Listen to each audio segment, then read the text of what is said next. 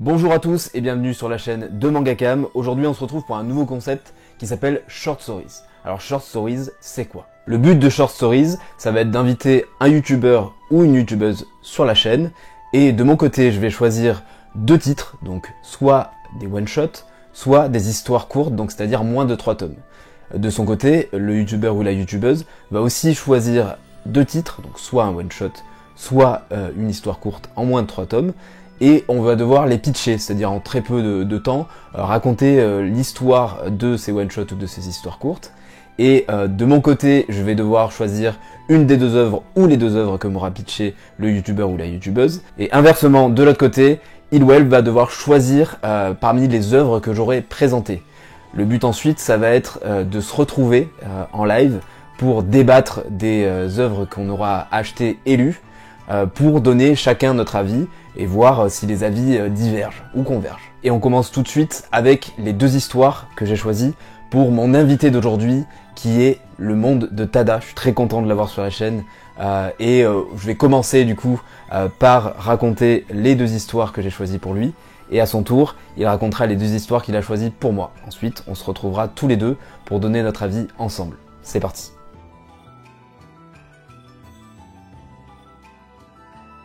Et le premier manga, c'est Hideout de Masasumi Kakizaki, on en a déjà parlé sur la chaîne. Hideout, ça va nous conter l'histoire de Seishi. C'est un homme qui avait tout pour être heureux un an avant le récit, et en fait, un événement tragique va provoquer sa chute aux enfers, jusqu'à arriver au début de ce manga, où il prend une décision terrible, celle de tuer sa femme. Pour résumer, je te conseille vraiment de lire Hideout, je sais que t'es un grand fan de Masasumi Kakizaki, d'ailleurs allez voir sa vidéo sur Bestiarius, elle est géniale, et ça t'apportera une autre vision de ce que fait Masasumi Kakizaki, et notamment un genre qu'il avait jamais abordé avant, l'horreur, et qu'il traite à la perfection avec des dessins somptueux, une histoire en un seul tome qui arrive à nous entraîner dans les tréfonds des enfers dans lesquels s'entraîne le personnage principal. Vraiment, Hideout, c'est une petite pépite.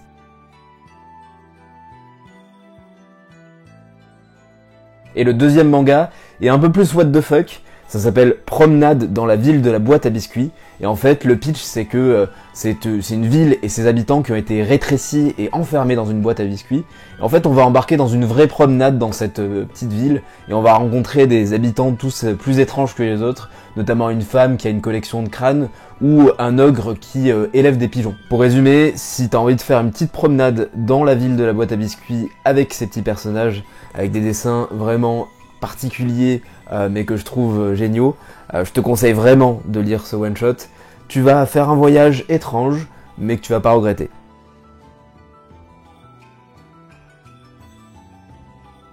Pour le premier manga, j'ai choisi Celui qui hantait les ténèbres, adaptation de Gutanabe des nouvelles de Lovecraft. Celle-ci est bien parce qu'il y a deux histoires. La première, un officier va se retrouver perdu en pleine mer, tombé sur une île et y découvrir une stèle étrange. Et la deuxième, c'est un écrivain qui va mener une enquête à propos d'une église bien mystérieuse et bien effrayante dans une ville. Les nouvelles de Lovecraft étaient déjà exceptionnelles mais magnifiées par le trait de Gutanabe, c'est juste un régal à lire. Et le délire mythologique... tu m'en dire des nouvelles.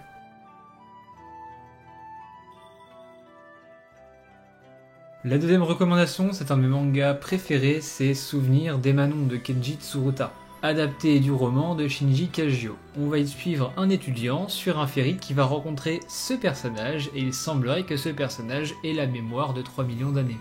En gros, à chaque naissance, son enfant prendra la mémoire de sa mère. Et ça, depuis la nuit des temps, depuis que nous ne sommes que des bactéries. C'est un récit de SF qui mélange onirisme et personnages excessivement bien écrits, c'est juste magnifique, j'adore le trait de l'auteur et ça c'est à coup sûr une excellente lecture et je pense que tu ne regretteras pas de lire Emanon.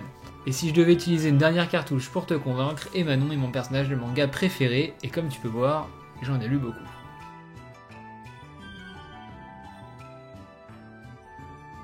Suite à tes conseils, mon cher Tada, j'ai décidé non pas de prendre un volume, mais les deux, tu m'as conseillé. Tu m'as tellement convaincu que vraiment j'ai envie de mettre aux deux histoires. Donc ce que je vous propose, c'est que je vais lire ces deux histoires face caméra. On va le passer en timelapse bien sûr. Moi je m'embarque dans la lecture de ces deux volumes et on se retrouve juste après avec Tada en live pour débriefer de tous les one-shots qu'on s'est conseillés mutuellement.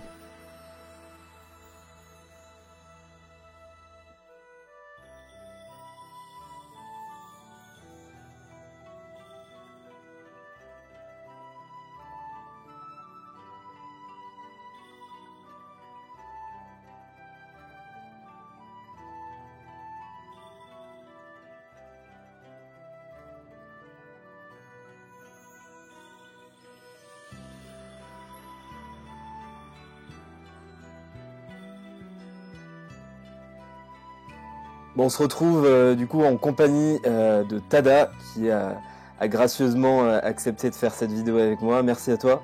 Mais de rien, ça fait plaisir. Comme je disais avant, moi j'ai donc choisi les 2 mangas que tu m'as conseillés. Et toi de ton côté, du coup, qu'est-ce que tu as choisi? Moi j'ai craqué, j'ai pris les 2 aussi. On a craqué tous les 2. Ouais, bah déjà, en fait, Hideout, je voulais déjà l'acheter pour compléter ma collection Kakisaki. Donc ça m'arrange que tu me l'aies proposé et que tu me l'aies aussi bien vendu. Et vu que je suis assez curieux de nature, j'avoue que les promenades dans la ville de Boîte à Biscuits, ça me tentait bien aussi, rien que pour le pitch. Et puis EMHO, j'aime bien ce qu'ils font de base. Enfin, il y a des trucs que j'aime moins que d'autres, mais je suis pas fermé à découvrir l'éditeur, quoi. Ah bah super. Super. Ben, on commence par Hideout du coup, si ça te va. Ouais. Hideout, j'ai bien aimé. Je trouve que là où d'habitude Kakisaki pêche un peu par son scénario, il est meilleur, comme je dis souvent, il est meilleur dessinateur qu'auteur, à l'image de certains autres. Et ben là, je trouve un peu moins. Je pense que ça lui réussit d'avoir des récits courts et inspirés. Il dit qu'il est inspiré de Stephen King, entre autres. Ça se ressent dans la descente aux enfers de l'épouvante de ses personnages.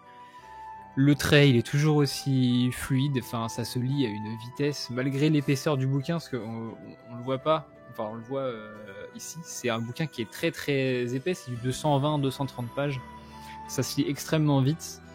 Et franchement, j'ai pas vu le temps passer en le lisant, et j'aime toujours autant, même ces doubles pages, la façon qu'il a de faire ces petits traits blancs là en plus. Non, franchement, j'ai beaucoup aimé ça.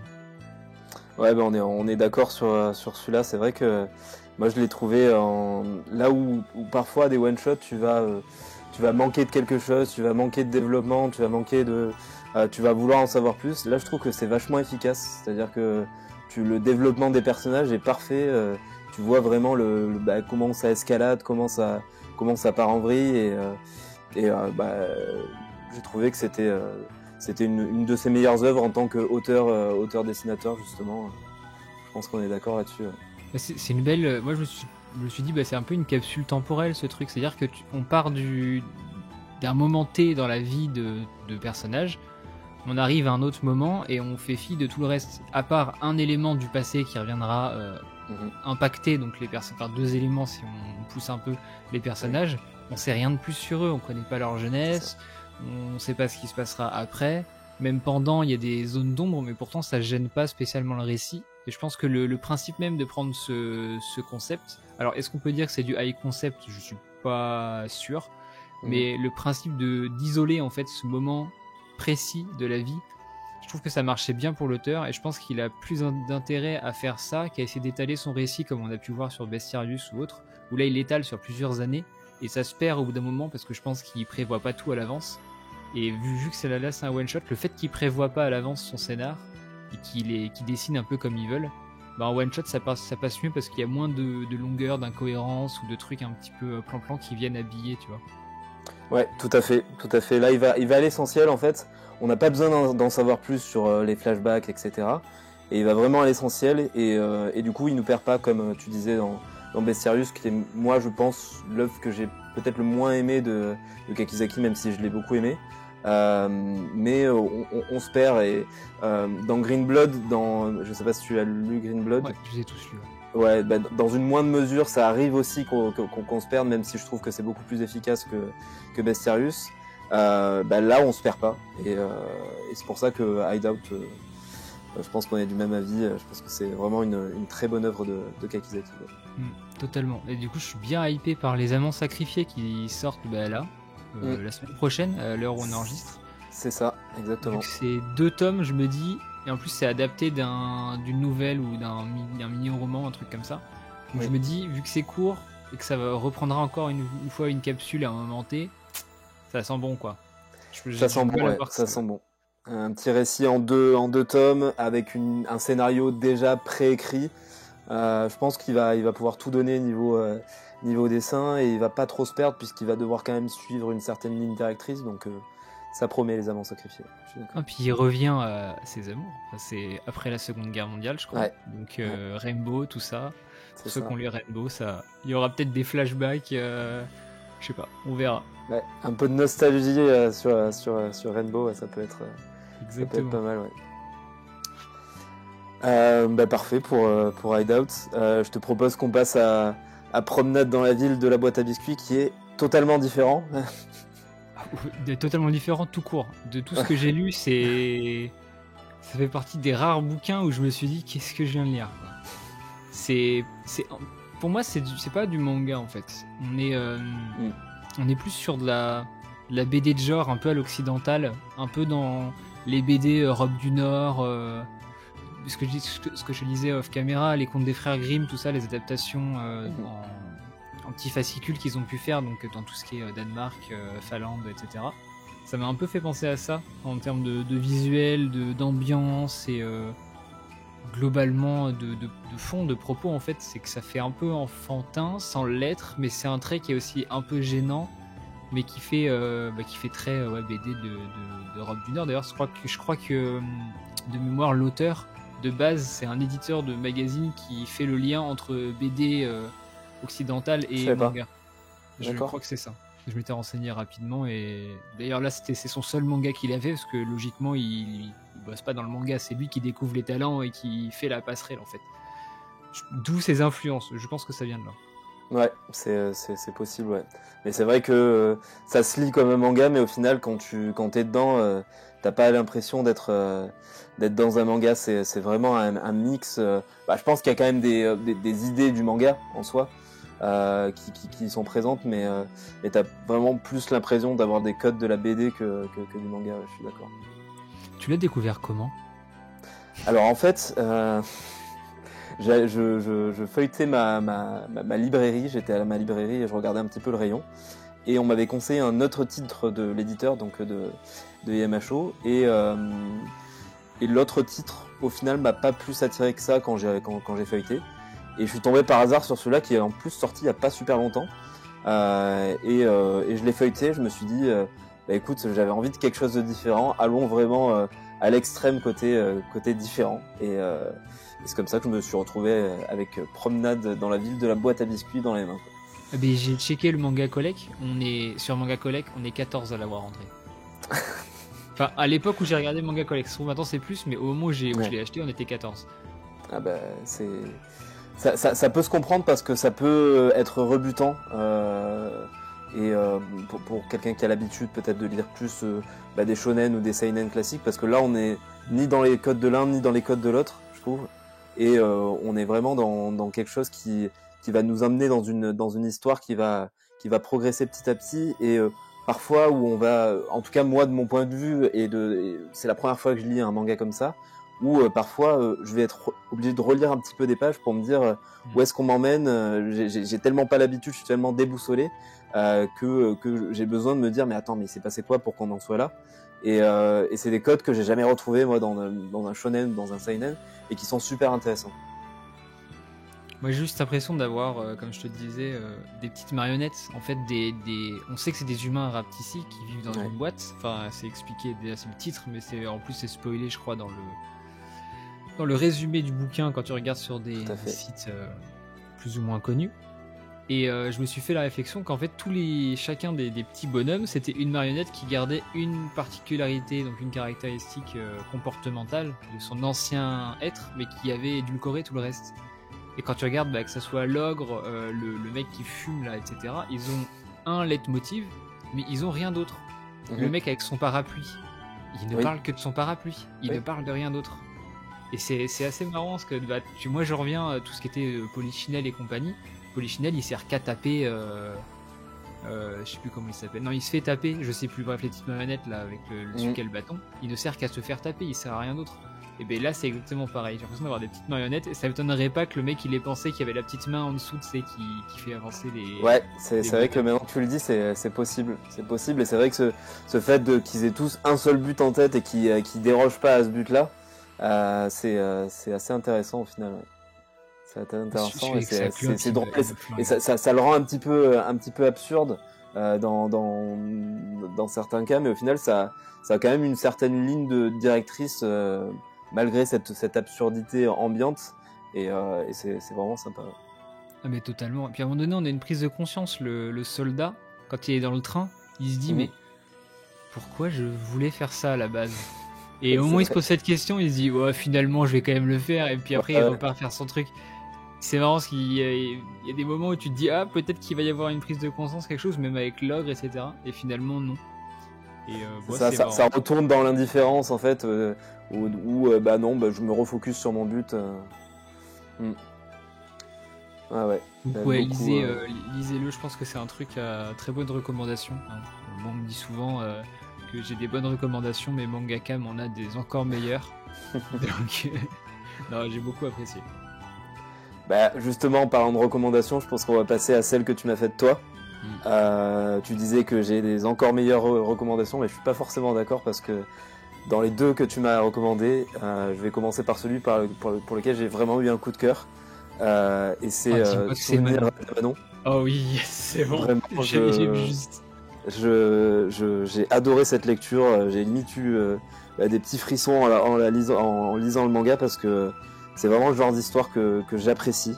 C'est de la contemplation, c'est de la poésie, c'est une super histoire où on n'a pas, je retrouve un petit peu ce principe de, on n'a pas besoin d'en savoir non plus des tonnes sur l'histoire d'Emanon, sur des flashbacks qui n'en finissent plus. On va à l'essentiel.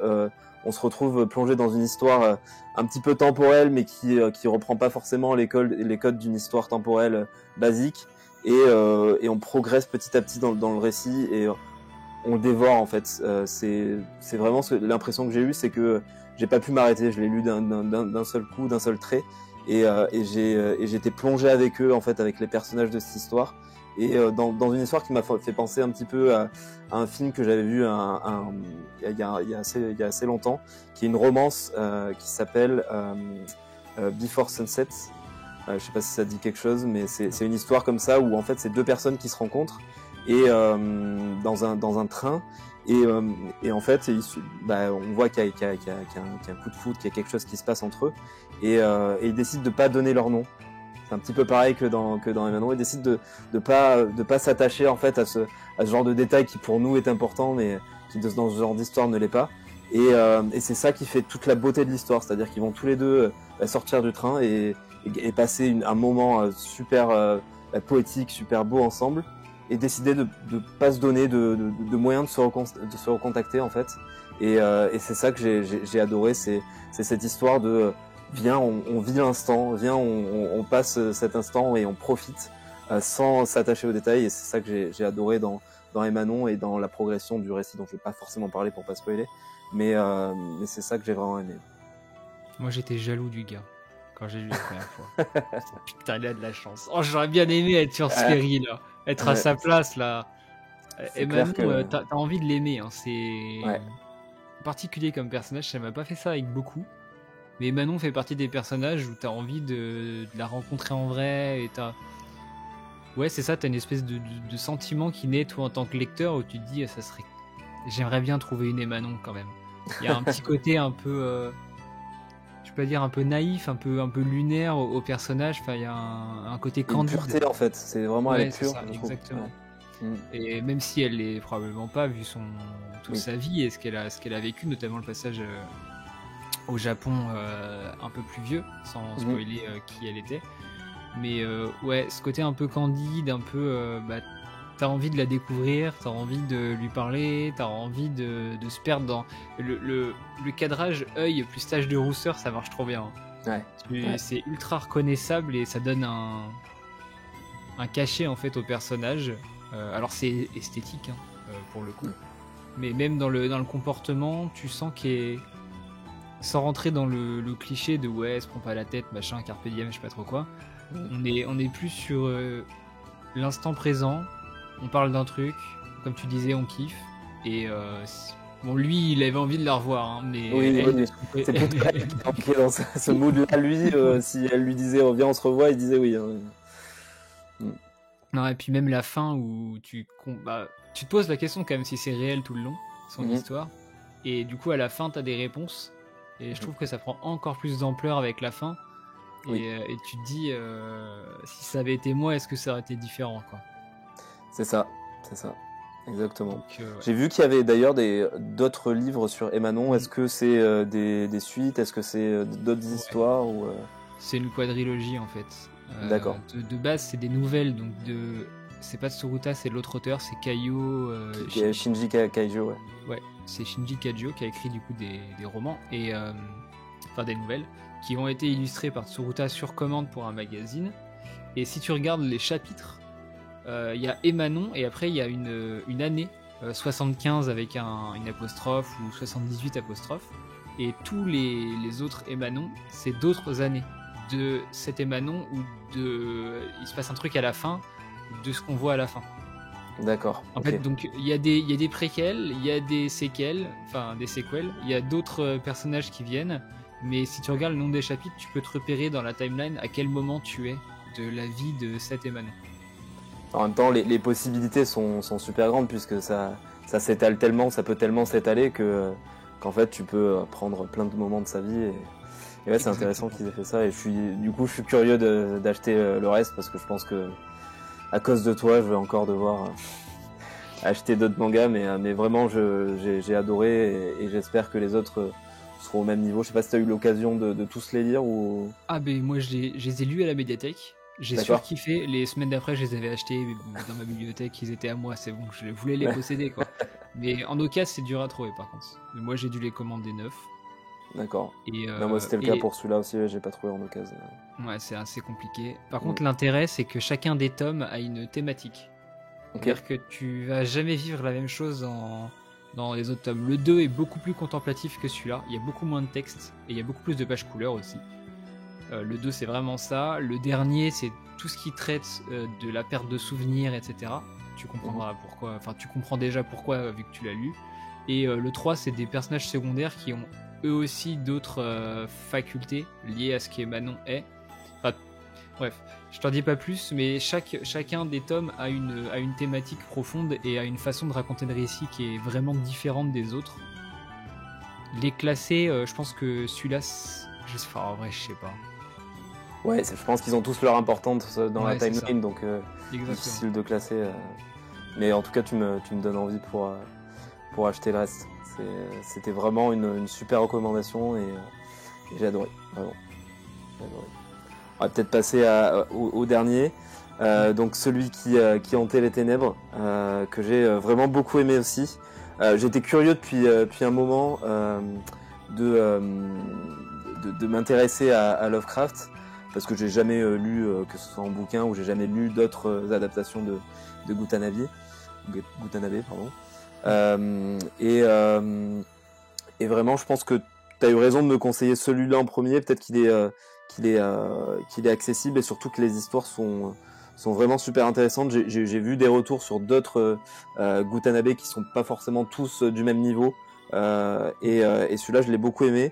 Je reconnais là ton amour pour la science-fiction et pour tout ça parce que c'est ce qu'on retrouve un petit peu avec cette ambiance pesante un petit peu de surnaturel de science-fiction et j'ai beaucoup aimé les deux histoires. J'ai beaucoup aimé l'histoire avec l'église, tu vois, tu m'en avais parlé déjà un petit peu avant et dans ce que tu m'avais dit sur ta vidéo et vraiment j'ai adoré le trait de Gutanabe et j'ai adoré sa manière de retranscrire quelque chose qui est à la base un roman si je me trompe pas. Ouais, c'est une nouvelle de Lovecraft. Ouais, c'est ça. Et vraiment, les deux histoires sont très bien, avec vraiment une petite préférence pour celle sur cette église très mystérieuse et la tension qu'elle provoque. En fait, je l'ai lu en pleine journée, mais je pense que j'aurais encore plus apprécié ma lecture si je l'avais lu vraiment dans le noir à la tombée de la nuit, parce qu'il y a une certaine ambiance qui est assez pesante, quoi. Alors moi j'ai commencé par celui-là et justement je l'ai lu à la tombée de la nuit dans le noir et je me rappelle très bien parce que j'en ai fait des cauchemars ou des rêves agités. C'était parce que moi j'avais déjà lu du Lovecraft mais c'était pas imagé. Le truc de Lovecraft c'est qu'il était très fort pour décrire des choses mais c'est des descriptions qui sont assez floues. Par exemple quand il va décrire la bête ce qu'il y a en haut de la chapelle. À l'écrit, ça va être une masse difforme, sombre, et en fait, il va essayer de décrire un peu ce que c'est, mais c'est ultra flou la description. Et là, de le voir sur papier, J'avoue que l'imagerie est née, et à part Cthulhu qui est le plus connu, le reste on n'a jamais eu trop d'imagerie de Lovecraft. Et j'ai trouvé ça assez fort. Et je pense pas que ça soit le meilleur celui-là, des adaptations. Mais vu qu'il y a 2 nouvelles, qu'il est assez court et qu'il est assez évocateur dans ce que peut provoquer Lovecraft, je pense que c'est un des meilleurs pour commencer. C'est pas le meilleur que tu auras lu, tu vas sûrement en kiffer d'autres. Probablement Les Montagnes Hallucinées qui doit être, je pense, le meilleur à l'heure actuelle, ou Innsmouth. Mais voilà, partir sur 2 tomes à 18 balles, machin, ou 17, je sais plus. C'est peut-être un peu plus compliqué pour rentrer dans Lovecraft. Alors que là, c'est assez simple. Dagon, il te met dans l'ambiance. T'es en mode, ok, qu'est-ce que je viens de lire? J'ai rien compris. Et après, tu lis l'autre, et là, il y a toute l'enquête, tout ça. Il va dans l'église, et là, il voit le truc en haut de l'église. Et moi, c'est à partir de là, je me suis dit, ah oui. Genre, il voit il se passe quelque chose en haut de l'église, et après, il a des espèces de visions. Et là, je me suis dit, ok, ça y est, c'est bon, ça c'est pour moi. On n'est pas seul, on n'aura jamais de réponse. Et j'adore les adaptations, même Lovecraft. Je trouve que la portée mythologique du truc, elle est incroyable, parce que tu n'auras finalement jamais de réponse d'où ils viennent. Enfin, tu auras quelques réponses, tu lis les bouquins, mais tu sauras jamais trop d'où ça vient, qui sont ces peuples, quelle est notre place dans l'univers, tout ça. Et je trouve ça super intéressant. Alors, il y en a que ça peut angoisser, le côté solitaire. Ça fait un peu la même sensation que, je pense, pour ces personnes-là, que tu sais, ces images où tu vois une personne sous l'eau, mais tu sais, c'est le vide autour. Oui. Ça fait un peu le même. Ah, tu sais, quand t'es sous l'iceberg et que t'as rien sous toi, là, ça, ça m'angoisse. C'est un peu. C'est vrai que c'est angoissant ce genre de choses. Et moi, je trouve justement que tout l'intérêt est là, en fait, parce que tu vas faire marcher ta propre imagination pour pour te dire, mais attends, mais comment ça se fait, pour essayer de comprendre. Et je trouve que l'intérêt réside là, et j'aime bien ce genre d'histoire parce que tout ne t'est pas donné, en fait. T'as pas tous les éléments pour tout comprendre, et t'es obligé de toi-même te forger ton histoire, et ça permet à chacun d'avoir une lecture et une compréhension différente, et donc des débats. Et j'aime bien les débats, donc c'est intéressant. Je finirai juste sur. Je trouve que les formes qu'il a données aux différentes entités dans toutes les adaptations, elles sont définies, donc on arrive à reconnaître des formes, mais tu vois, la bête, on reconnaît pas, on sait pas trop ce que c'est. Et ça me fait un peu penser à tout ce qui est test de Rorschach. Chacun va y voir finalement ce qu'il veut. Moi, j'y ai vu une espèce de chauve-souris. Toi, tu as peut-être vu une espèce de hibou avec des griffes acérées. Il y en a qui vont y avoir vu un vampire, un humanoïde, parce qu'en fait, le trait de Tanabe, il est assez flou pour te laisser quand même imaginer la forme que ça a. Et hormis la tête de Cthulhu, tout le reste, ton imagination va s'imaginer des trucs, et je trouve ça vraiment, vraiment bien. Ouais, tout à fait. Je suis totalement d'accord, et ça me donne envie aussi de lire les autres qui sont sortis.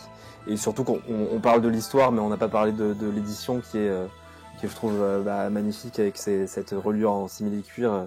Je trouve que ça donne c'est vachement original par rapport à tout ce qu'on peut trouver niveau manga, et ça donne vraiment, on les reconnaît, en fait. C'est quand on est dans une librairie ou dans une Fnac ou peu importe, on sait que là c'est les Gutanabe. Je trouve ça bien d'avoir trouvé une identité pour ces chefs-d'œuvre de Lovecraft, et ça rend bien honneur à ce qu'a fait, à tout le travail qu'a fait Lovecraft. Et le papier blanc, t'as jamais vu un papier aussi blanc? Ouais, c'est clair. T'as vu le blanc du papier et le noir de l'encre? J'ai jamais vu un truc aussi profond en impression dans les mangas récents, du moins. C'est clair, ouais, c'est vraiment une édition à part, et Kiyun a fait un très bon travail là-dessus. Donc très content de l'avoir dans ma collection maintenant, grâce à toi. Mais de rien. Maintenant qu'on a fait le tour de ces 4 recommandations, je pense qu'on peut clore cette vidéo ici. Merci en tout cas, Tada, de ta participation. Merci de tout l'investissement que tu as donné en termes de bouquins, en termes de recommandations. On a fait on s'est appelé plusieurs fois avant pour préparer cette vidéo, et c'était vraiment sympa en tout cas de te rencontrer via caméra interposée pendant tous ces échanges, et c'est super sympa d'avoir fait la vidéo avec toi. J'espère qu'on aura l'occasion de refaire des concepts ensemble aussi, et il y a peut-être moyen par le futur, donc en tout cas un vrai plaisir. Ouais, je pense qu'on peut teaser qu'il y aura peut-être un podcast sur Keigo Shinzo, tout ça. Bon, on verra, on en reparlera plus tard, peut-être avant 2023 ou en 2023 en fonction du temps, mais non, c'est cool de faire des des crossovers entre chaînes, surtout je pense qu'on a des goûts quand même relativement similaires. Ouais. Donc c'est toujours intéressant. D'ailleurs, allez regarder ces podcasts de case en case. Moi, je me les écoute dans la voiture quand je vais au travail et je me régale à chaque fois à écouter ça. Ça fait très très bien passer le temps, quoi. Bien, merci. Ben, c'est la fin de cette vidéo. On se retrouve du coup dimanche prochain pour la prochaine. Merci Tada. On se retrouve très bientôt pour d'autres concepts, dont ce petit podcast que tu as teasé. Et je te laisse le mot de la fin. Et Bélisée et Manon, parce que c'est vraiment vraiment bien. Je suis d'accord avec lui. Merci, salut. Ciao.